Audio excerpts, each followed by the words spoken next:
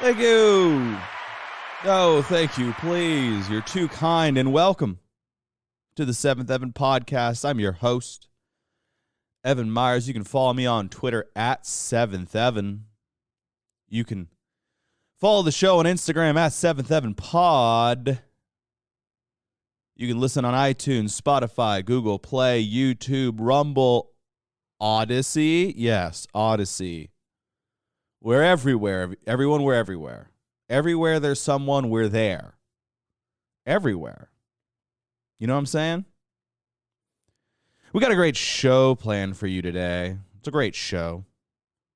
It's the show you need. The show you didn't know you need, and you probably don't need, but you do need. You need the show. Otherwise, where would you get your reliable news sources from? I don't know. But what I do know is that we're here with the hard-hitting news that the people demand. We're here to serve the important void that is the media. The mainstream media is going to lie to you guys, but not me. The mainstream media is sponsored by major corporate interests such as big pharma, such as big tech, such as the automotive industry, the energy industry, but not me. And by the way, we are soliciting various advertisers. So if you are in one of those industries, give me a call. Give me an email. You can find that email through my link tree. You know that this thing that all these people are doing where they put all their links on a thing, it's called link tree. You can send me an email through my link tree, not trink. I feel like trink is a racial slur for a group of people that we have not yet discovered. If there's ever aliens, we'll start calling them trinks. And we'll be like, that's offensive. And they'll be like, we're gonna reclaim ownership of that word. And we're going to call each other trinkas. And you'll be differentiated by whether or not you just say trink or trinka. But the important thing is, guys, my link tree has an email. And you can email me. You can tell me whatever you want. You can tell me your dirty little secrets. You can tell me that I'm a fat piece of shit who needs to exercise more. And that's rude. But you can tell me that. It allows you to do that. You just have to leave your name and email and a message. The message could be whatever you want. Your name can be whatever you want. You can send it to me anonymously and tell me to kill myself. Don't, because it's rude. And I might do it, but I won't. But I might. Like I said, we have a great show planned for you today, and it's the most newsworthy subjects that I find. I have an eye for the news. You know, I look out into the newsosphere, the Twitterverse, the sphere of news. I look out there and I see what the people are talking about, and I say, this is what my listeners need. This is what they need to make informed decisions so that they're not left behind in the dust. I'm giving you the most important news that I can find. And while I'm trying to support small journalists with no platform, or journalists, independent or local news, I'm doing it for you. I'm doing it for them, the heroes of society. So on that note, with our first story, it comes from this small show, The View. I don't know if you heard of it. It's called The View. And The View is a talk show, a very small talk show. Most people have not heard about it. And it's got five women who offer such deep and important insights into our life. And this is, quite frankly, more people should watch The View. I think more people should watch it and give these women a platform, because, quite frankly, not enough people are hearing their opinions. And, if you guys have been paying attention in the news, the Supreme Court is currently hearing about an abortion case in Mississippi. The Mississippi law basically sets it at, I believe, 16 weeks for a woman to get an abortion or not. And the ladies of The View were covering it with tenacity. Let me tell you, they were covering this story with nothing but the cold, hard facts.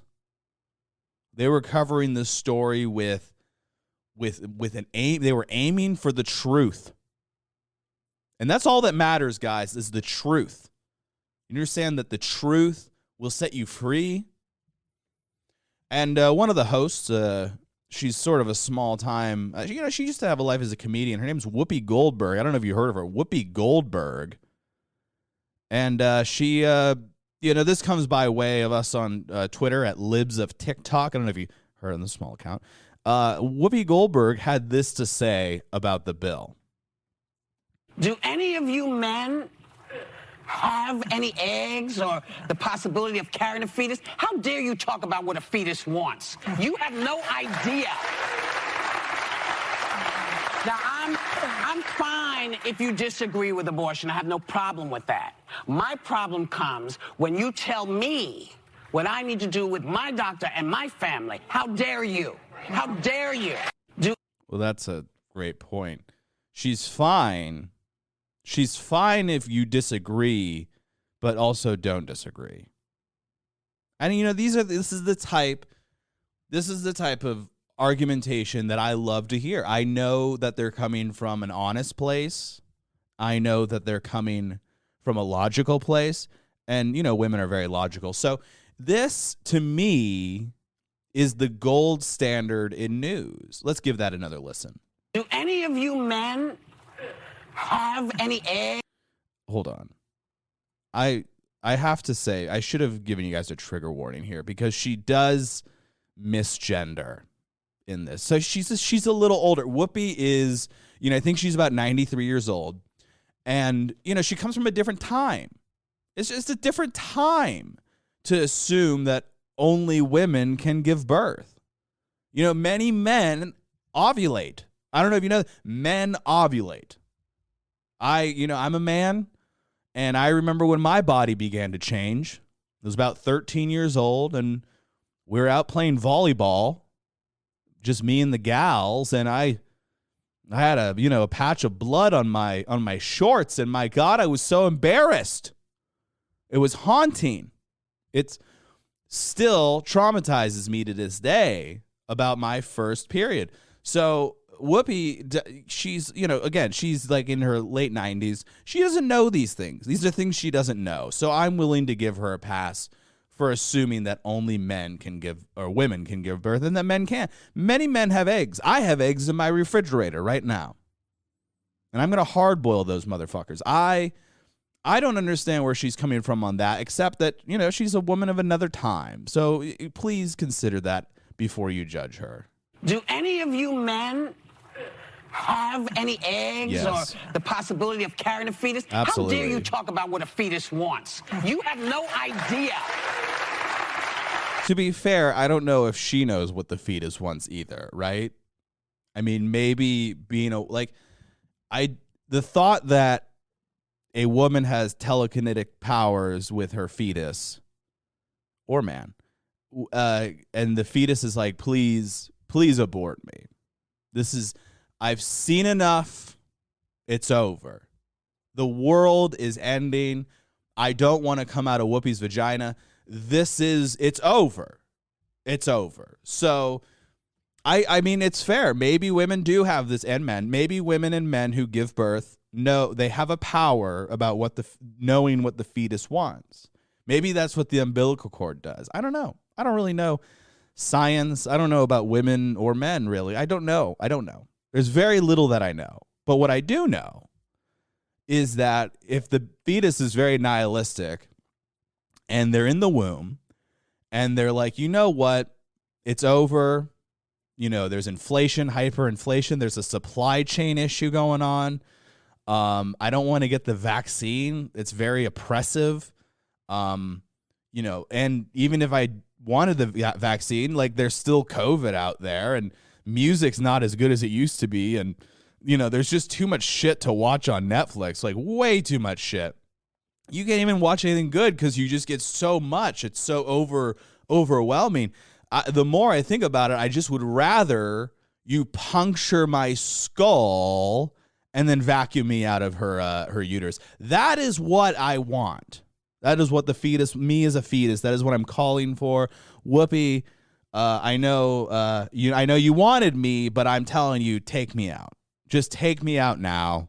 Hang me by my umbilical cord. It just end me. Just end me, Whoopi.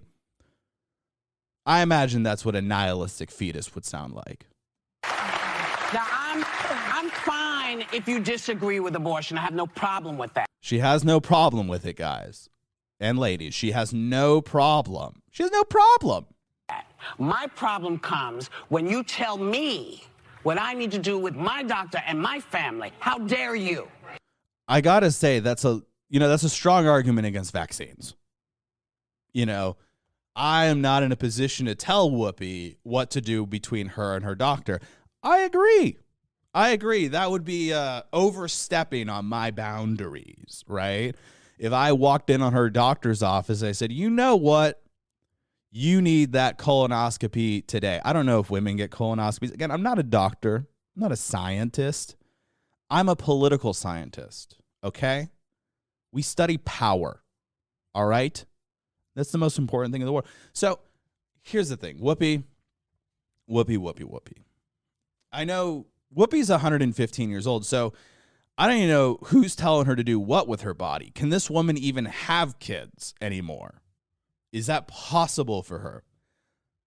I mean, I've read the Old Testament, so I suppose, but I think that's only for women that are meant to birth a nation or something. And I don't know if Whoopi's the one.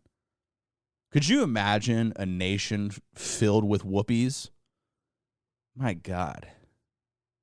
I think I'd want to abort it. Here's the thing. Whoopi, I'm not telling you what you can or cannot do with your body. I'm saying that you shouldn't be allowed to execute a baby in order to have birth control. I feel like there's a lot of options. I think there's a lot of options before you puncture their skull. I think there's some preventative methods. And here's the thing. I'm not even saying don't be a whore. I'm not saying don't be a whore. Be a whore.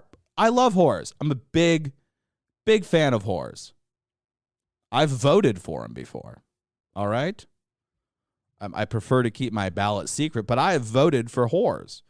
So I'm not an anti-whore, but I do think that there's a safe way to be a whore, right? Like use protection, take birth control pills, get the fucking ring, the ring alarm system. No, is it the Nuva ring? I don't fucking know anything. I don't know a goddamn thing. I don't know anything. But again, there's lots of little things that you can do.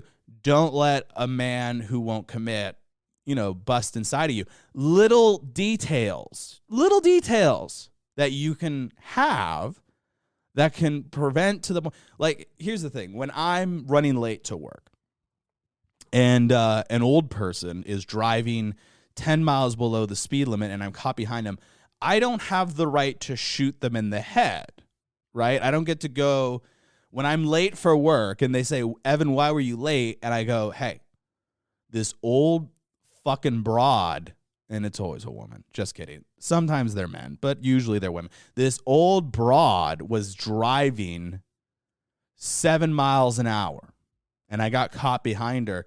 So I executed her. And that took a lot of time. I had a lot of trauma dealing with that. The employer's response is not, hey, good for you. You go, girl. You should be proud of yourself. Shout your murder. Shout your murder.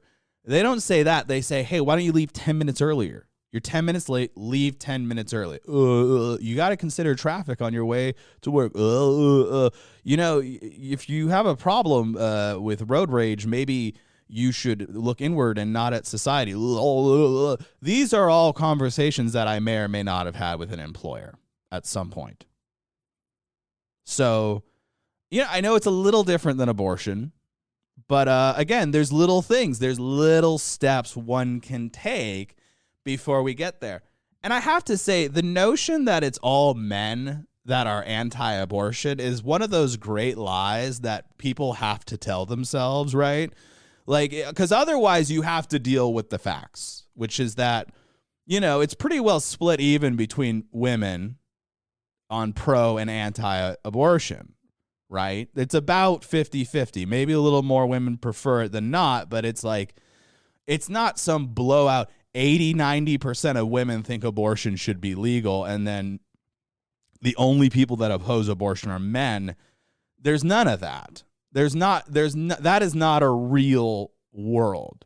So she's loudly exclaiming that, she doesn't want the fellas to be weighing in. Well, outside of the transphobic elements of that, I mean, I think that it's fair to assume that, it's not all men that are in opposition to killing babies. Again, it's not just men. I mean, there's a lot of men that do. And I think if you're a guy that's like fixated on it, it might be a bit of a problem, because there is a point in life where you have to reflect, how does this affect me? Right. And I think, but on the flip side, what is more worrisome to me? To me, the dude that's super anti-abortion, okay. Or the dude who's like, I'm pro-choice. I think a woman should be allowed to do with whatever she wants with her body. I'm an ally. Huh. Because to me, that sounds like he's trying to create a world where he doesn't have any expectation of providing for the kid that he put into this world. I don't know. Maybe you're right. Men are not scumbags. They would only support abortion for altruistic reasons and not because of wanting to have an out for themselves out of a financial liability. It has nothing to do with that. It has nothing to do with that. But Whoopi, you're great. Whoopi, you're an icon, and I appreciate everything you do. And you're right. How dare us? You're right. How dare us? I appreciate your work. But Whoopi's not the only one out there. There's this other broad, author named Alice Sebold. And this is an article. I'm going to read you this article that was published in the Los Angeles Times. And they're a small newspaper based out of Los Angeles, the name implies. And they wrote this story about this author, and it's very interesting. It's called Alice Sebold. I'm going to say Sebold because that sounds better. Alice Sebold's memoir, Lucky, that's the name, pulled as she apologizes to man wrongly convicted of her rape. Well, that's interesting. I have been told that women have never lied about this.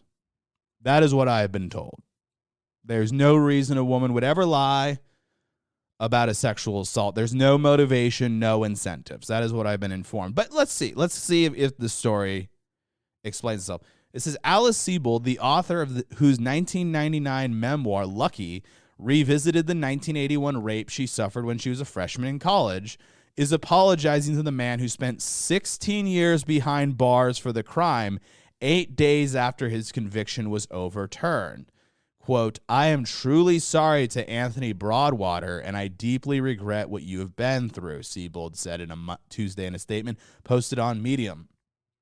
She says, I am sorry most for the fact that the life you could have had was unjustly robbed from you, and I know no apology can change what happened to you and never will. Of the many things I wish for you, I hope most of all that you and your family will be granted the time and privacy to heal. That means don't fucking talk to the media about this.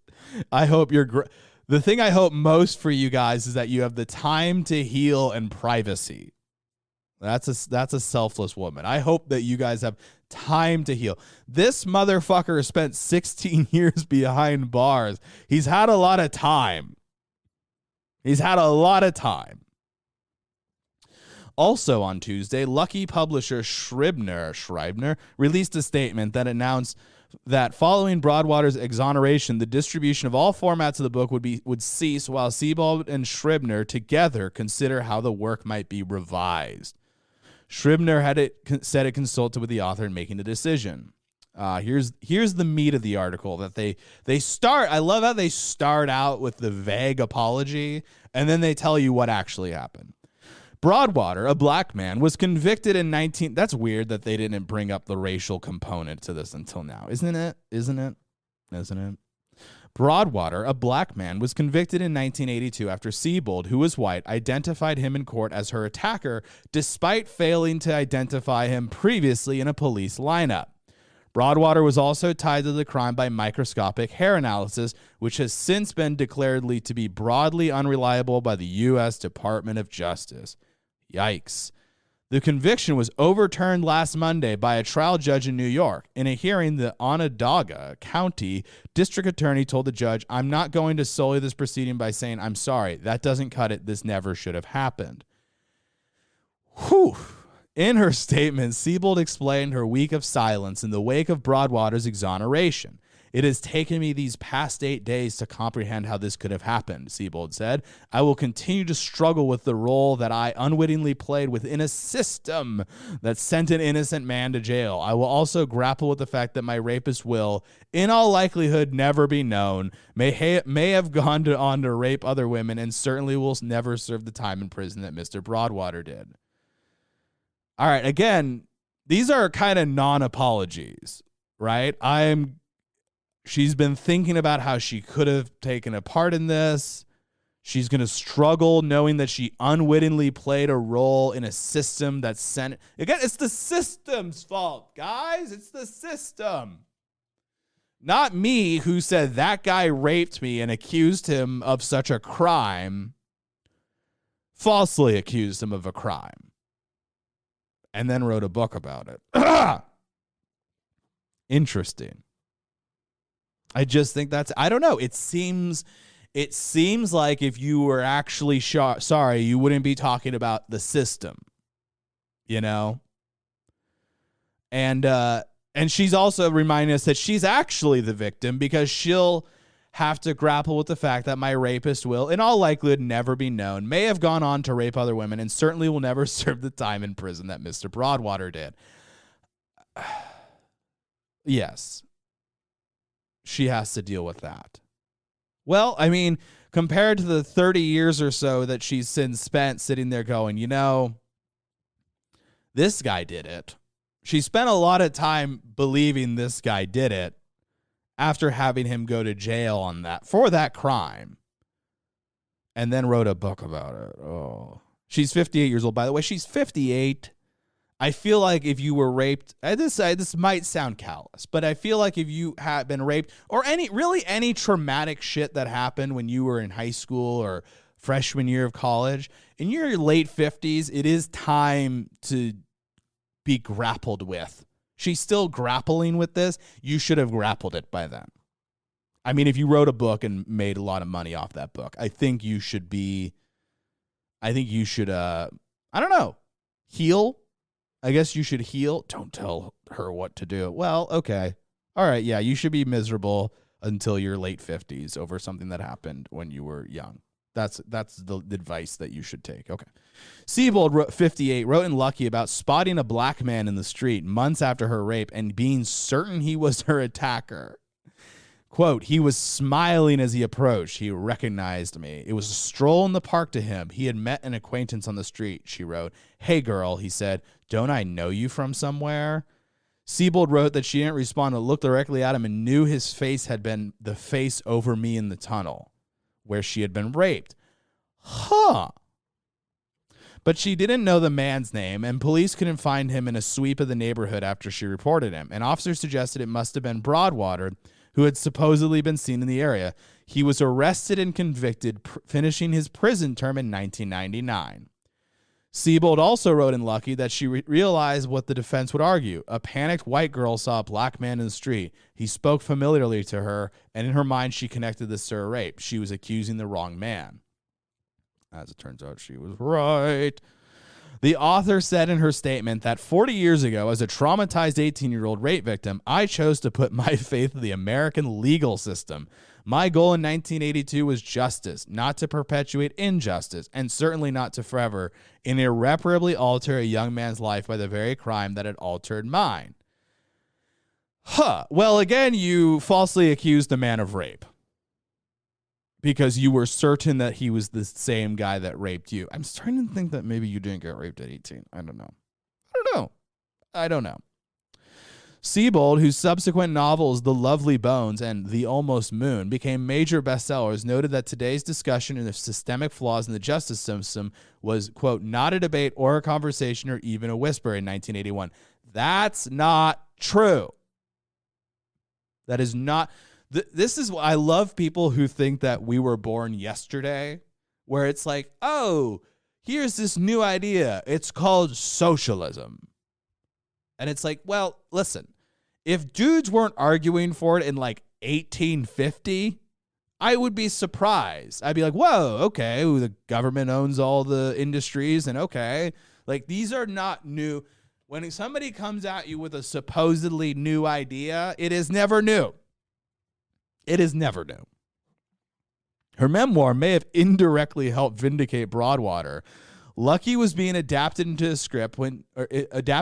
a film when discrepancies between the memoir and the first script adaptation prompted executive producer Tim Muccianti to question the story.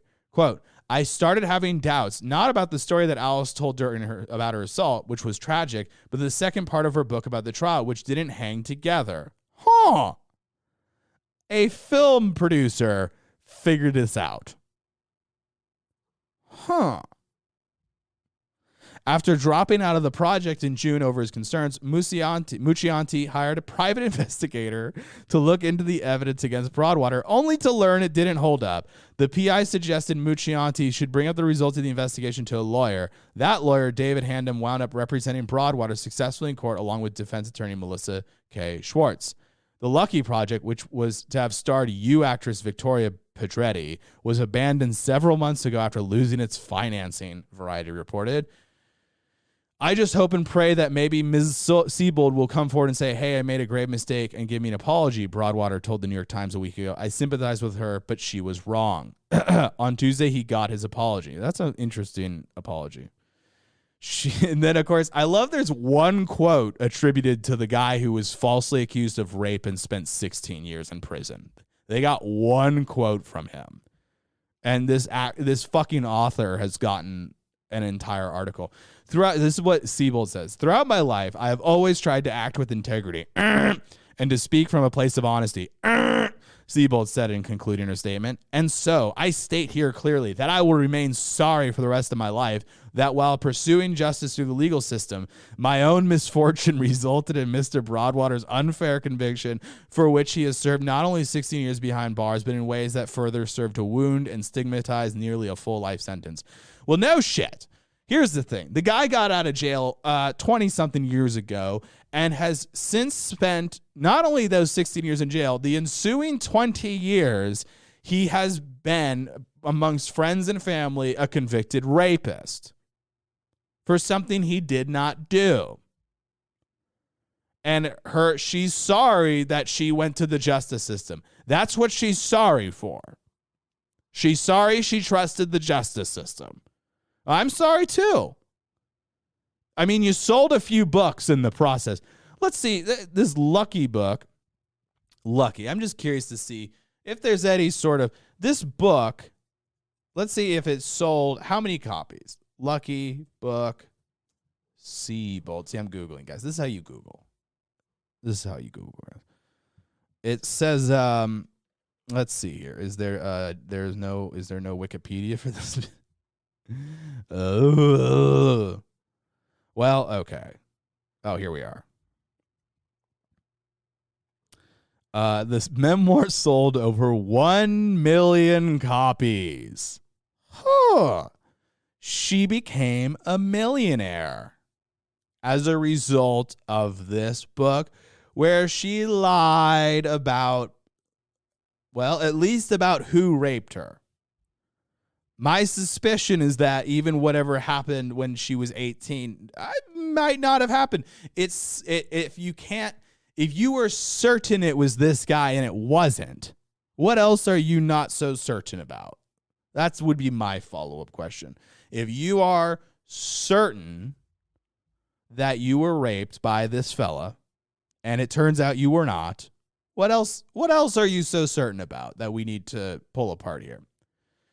Of course, there's no mention of her donating all of her millions for some reason. I don't know why she hasn't mentioned that.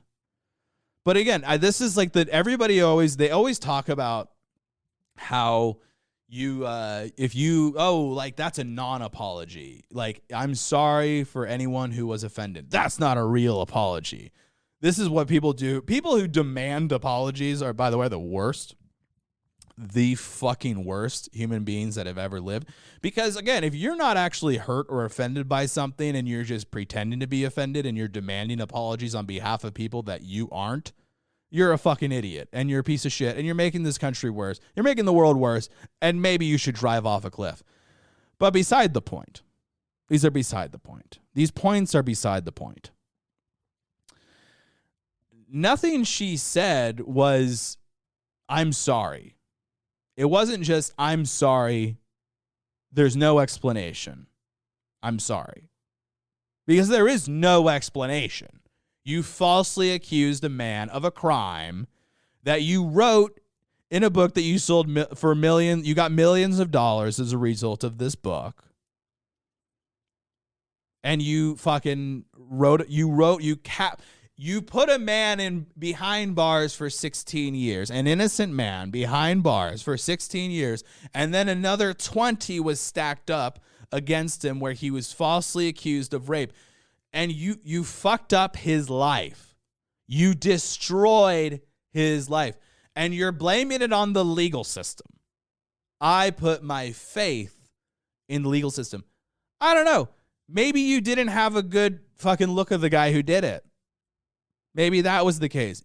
A black guy said hi to you and you were like, oh, he must have been the one that raped me. I could see it in his eyes. Yeah, this is why we need to stop listening to these people. We need to stop. Anybody who uses this crazy hyperbolic language to describe something, we should just tune out. We can tune these people out. But instead, they took this 18-year-old woman very serious, and they went and arrested this guy. She could not identify him in a police lineup, but she could do it in trial. Fascinating. So, yeah, I'm sick of it. I'm sick of people, one, acting like there's no reason to ever lie about this stuff. Sure. Okay. Yeah, there's definitely no incentives. This woman this is what I mean. She wrote this book in the 90s. I was 8 years old when I'm an old man now, I'm 30. I was 8 years old when she published this book. And these people who go #MeToo, they pretend like this is all new. This is all just fresh and new. And finally, women are standing up for themselves. Listen, you can hate rape and you can hate injustice as well. It's not a pick one. You don't have to, you can argue that falsely accusing someone of rape is wrong and that rape is wrong. Both are wrong. Both are terrible. My solution to rape is that when we catch them, we sterilize them or execute them. I think if you rape someone, we just chop it off. You're done. You're out of the game. You'll be making license plates with no nuts for the rest of your life. I'm fine with that. What I'm not fine with is people profiting off of a crime like this and then whoopsie, that's not going to cut it. So what are the odds she voted for Joe Biden? That's not the point. I mean, I guess good. I mean, it's good that they figured this out. It's disgusting it took them this long. It's disgusting. But enough about Alice. I do have another important story for you guys. And that important story is about Antonio Brown. Antonio Brown, which you may have heard me discuss earlier, was accused of getting a fake vaccine card. Upon further investigation, it is true. He did get a fake vaccine card. The NFL, people in the NFL, I believe Tom Pelissero, reported that back in camp, Antonio Brown showed up with a fake vaccine card. Somebody on the team figured out it was fake and said, you should get your ass covered and actually just get the vaccine, which he then went and did. The NFL, so if you recall, there was Antonio Brown's former chef. He owes him $10,000. And the guy's entire thing was, if he just paid me $10,000, I wouldn't be talking to the media about his fake vaccine card. Ladies and gentlemen, that's called a shakedown. Call it extortion. If you don't pay me, I will go to these people with dirt on you and cost you. So the Tampa Bay Times covered it. Rick Stroud, who can suck a dick, reported it. And despite the fact that it was clearly an attempt at extortion, this is an extortion attempt. And the NFL investigated, and they found that he had, in fact, gotten a fake vaccine card months ago. And then when somebody on the team pointed out that he could get in trouble for that, he went and got the actual vaccine. So the NFL has decided to suspend him and another player for 3 games, 2 other players for 3 games, one of which is not on a team right now. But yeah, so they're all mad, and then all these people now want Antonio Brown to be cut. I think the strongest argument to cut Antonio Brown is this motherfucker needs to start paying his vendors. This dude did not pay the moving company that he got in a fight with, and he's not paying his personal chefs. Fucking pay your bills. You fucking idiot. Pay your fucking bills. But everybody using this as an example that he put people at risk, that's not true. If you're vaccinated, what's your risk? We know that people who are vaccinated still spread the virus. And in England, more people who are vaccinated are in the hospital than unvaccinated. We know that people who have natural immunity don't spread this. We know that people who are vaccinated do spread this. So, what's the story? The NFL wants to lay down the hammer. Fine, fuck them. We only need them for the playoffs. It's whatever.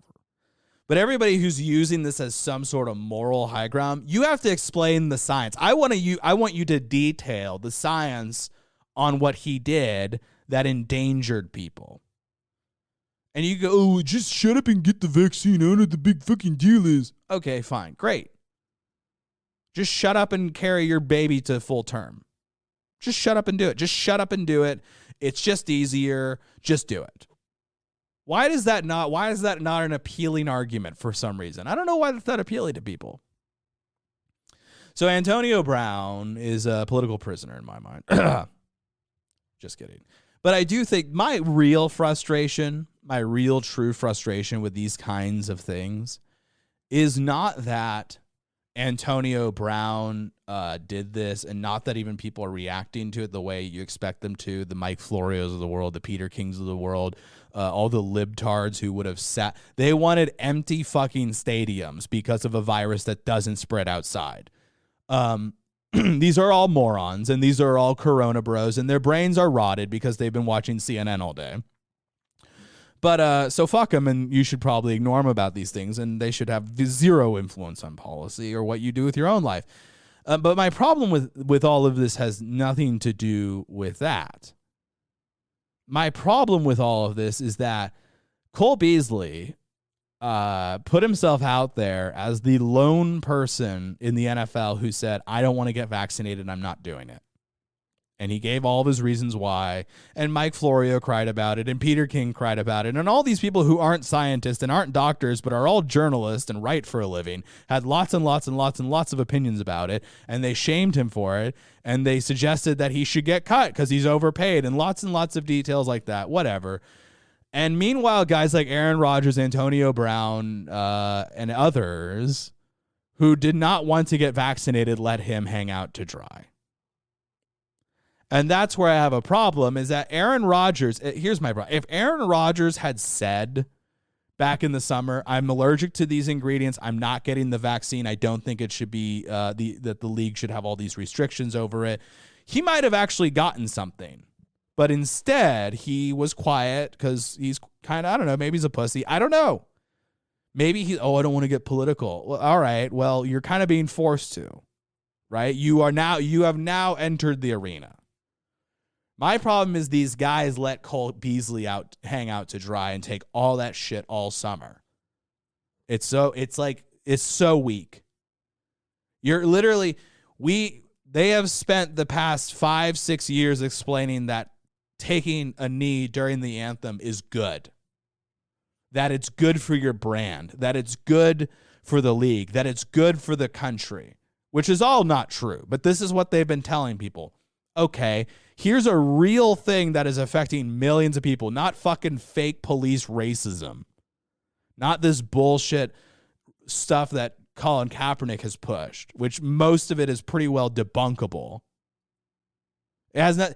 Here's a chance. This is something that the American worker is going through. This is something that the military is going through. This is something that is affecting internationally everybody. And you guys sat on the sidelines when he had a good enough reason. I'm allergic. Aaron Rodgers, I'm allergic. I cannot take the vaccine as per the recommendations by the CDC. That if you're allergic to any of the ingredients, do not take the vaccine. He was following their orders. All he had to do was say that back in July. Yeah, sorry, I'm allergic. I'm not doing it. That's why I'm not doing it. And if they want to call him an anti-vaxxer, fuck them. You're Aaron Rodgers. This is my frustration. We live in an era where people will not say what they think. They just go along and they go along and they go along. And next thing you know, they're on a fucking cattle car to Eastern Europe. This is a problem that we have, guys. This is why I started the Seventh Heaven podcast, because it's so easy to be a keyboard warrior and tweet, even publicly or anonymously or whatever, but you actually have to fucking speak up. The only way any of this stops is if people speak up, because silence is compliance. If you don't want there to be vaccine mandates, or you think that this is a slippery slope into things that are far worse than vaccine mandates, which is my thought, then you cannot go along. You have to say no, because otherwise you are aiding and abetting this. This is how Nazism started. In Germany, it wasn't. People think, oh, everyone was a Nazi in Germany. No. 30% of people voted for Hitler, and the other parties were all split. And Hitler got the bulk of it. And then it was the tyranny of the minority. It was the tyranny of the minority inflicted on the majority. And these people all stood by, and then 6 million Jews are exterminated. Because the 70% of people didn't go, you know what? Fuck this idiot. This guy's a moron.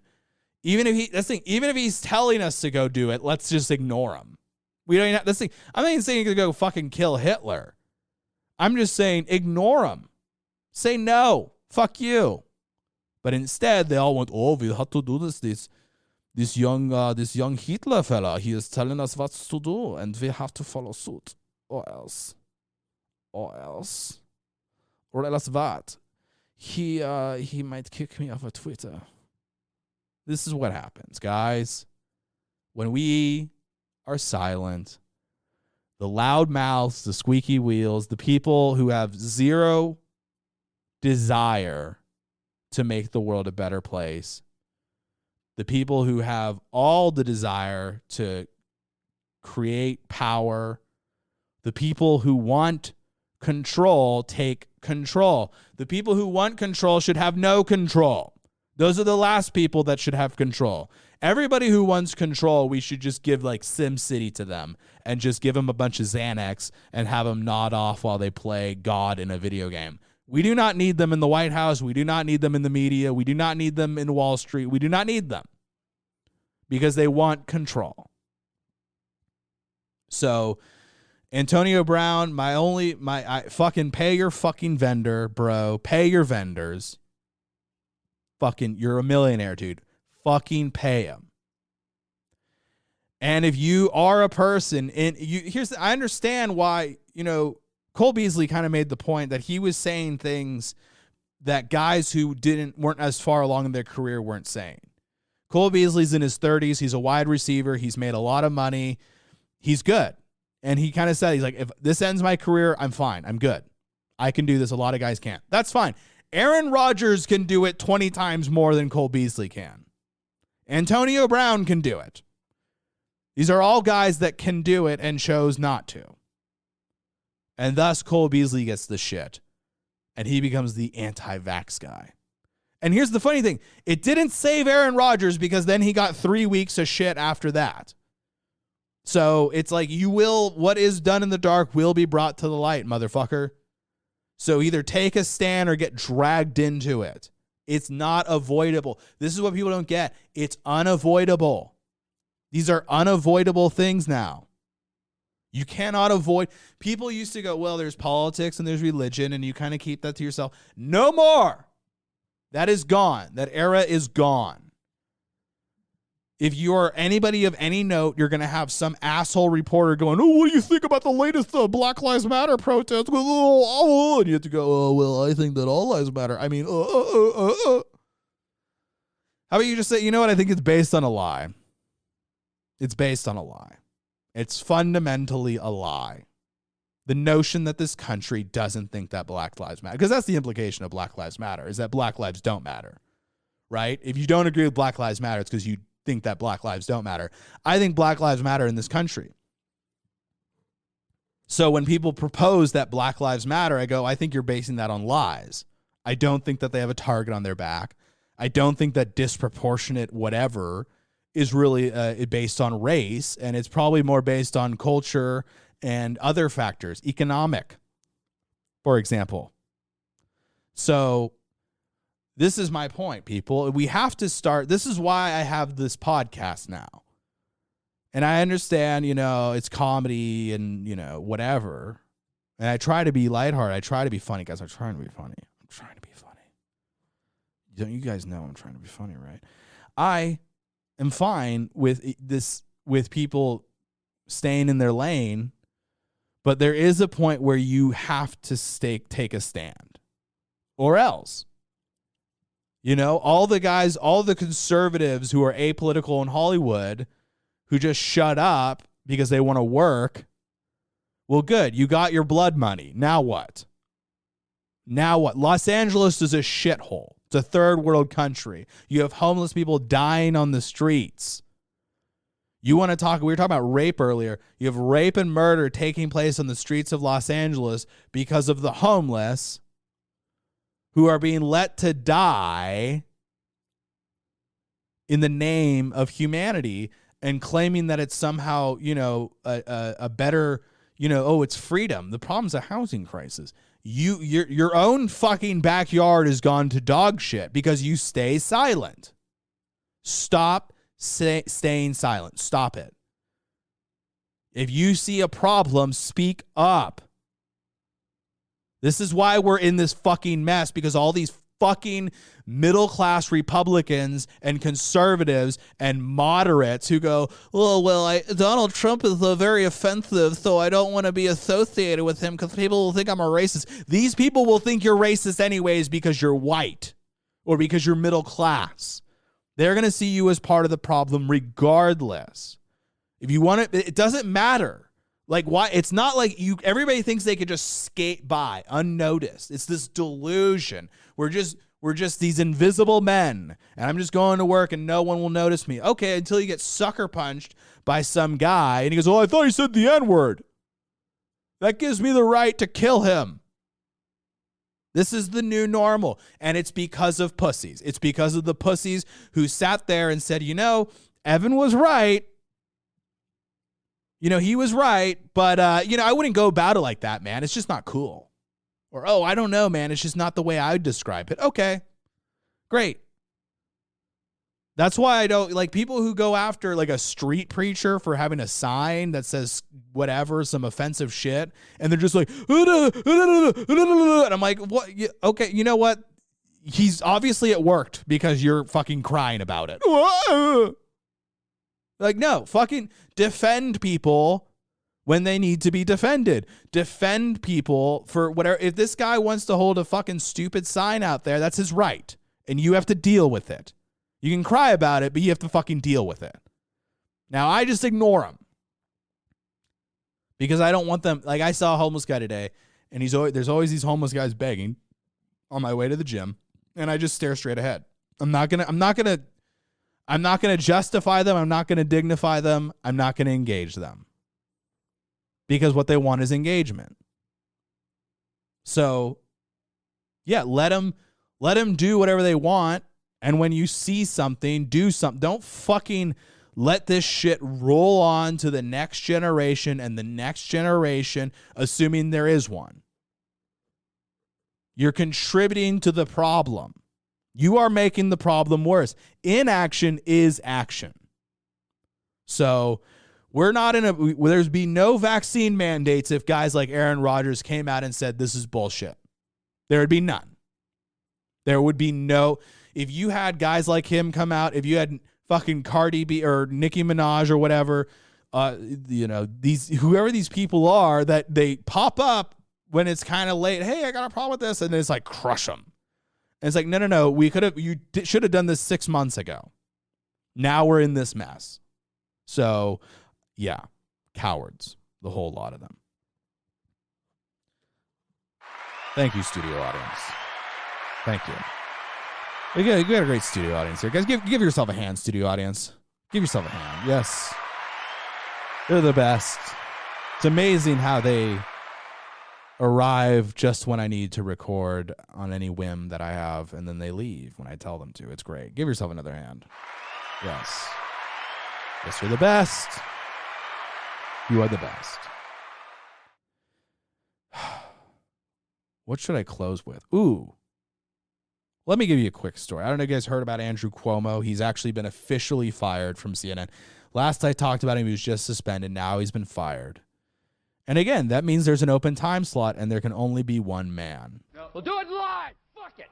There's only one man that can do the job. Fucking thing sucks. And quite frankly, it's long overdue. We need to bring him back, Mr. Bill O'Reilly. Yes. Yes, Mr. Bill O'Reilly. Bill O'Reilly's the guy. I don't know what the big deal is. The guy, yeah, maybe he did some stuff. He might have been a rapist. But here's the thing, guys. It's CNN. It's CNN. The most trusted name in news. And I think Bill's the guy. So again, I'm going to continue to push for Bill O'Reilly to be the host of Chris Cuomo's old time slot until they fill it. And maybe even long after that. Now, finally, I wanted to give you guys a tinfoil hat conspiracy I have. And, here's the thing. You might have been listening to this say, Evan, everything you say sounds like it has a tinfoil hat attached to it. I'd say you're probably right. But let me say this. It's a good theory. It's a worked out theory. For those of you who've been paying attention to politics for a while, you may remember a time where The Daily Show, hosted by Jon Stewart at the time, was considered just like a regular news show.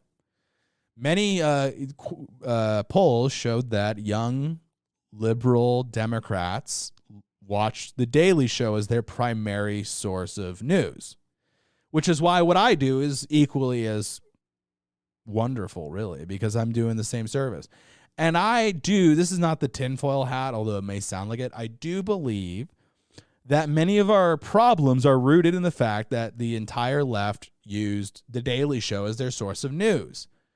Because The Daily Show taught young leftists that all you had to do was tap your pencil and reply with a sarcastic remark, and everyone was like, well, you won the debate. This was before Ben Shapiro and the Daily Wire, so they didn't know that there was a conservative version of this. But it's always been interesting to me because they legitimately took this as news, and they, for whatever reason, worship the ground that Jon Stewart walked on.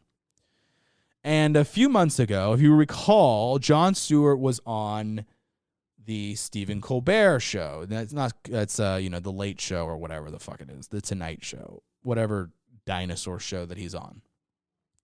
And he told Stephen Colbert, he kind of made a joke, but it was also like, hey, we need to consider that the lab leak theory in Wuhan is valid. And Stephen Colbert, if you recall, was incredulous and was like, whoa, and Jon Stewart was like, we should probably look into this. And I always thought, it's interesting because after that, lab leak theory was not a crazy idea anymore, even though it was pretty fucking obvious to anybody with a brain since, I don't know, March 2020. But, a full year goes by and Jon Stewart makes that comment and now it's normalized. Now it's normal. And I'm, whatever, fine. I'm glad you guys have caught up to the fucking Trumpers, but sure, good work. And now, of the same show, Trevor Noah has brought up a new thing, a new element that to me is obvious, but apparently was not obvious. So, on the one hand, almost all the Omicron cases have been mild so far. But on the other hand, the guy who stands to gain millions of dollars from new vaccines says we need new vaccines. If we don't make a new vaccine, this disease could be with us forever. Sorry, I was thinking of something else. Now look, I'm not saying that the CEO of Moderna is lying. I'm not saying that at all. I'm just saying I don't think he's the most objective source on this topic. Yeah. All right. Interesting. Well, here's the thing, guys. My tinfoil hat is that The Daily Show is used as a conduit to reach these people. That, hey, it might have been from a lab, and hey, the big pharma might have some financial incentives to keep this thing going. I don't know. It's kind of interesting. It's interesting that these two hosts were used to introduce what used to be, they were labeled conspiracy, right? Like people who brought up the lab leak theory were immediately like, you're crazy. It came from a bat. And people who brought up that big pharma has incentives to, produce medicine in exchange for money, they acted like that was crazy too, even though the left used to completely distrust big pharma. So, I don't know. My tinfoil hat is that these guys are just used to reach that audience of people who are currently stuck in a state of delusion and quite frankly are holding the country hostage. So, something to think about, guys. It's something to think about. Guys, it's been a great show. Thank you so much for listening. I appreciate the messages and the tweets and the emails and all of it. The DMs, ladies, send the DMs. I appreciate them all. Thank you so much for listening to the 7 of Them podcast. Share with your friends. Good night, everybody, and good luck.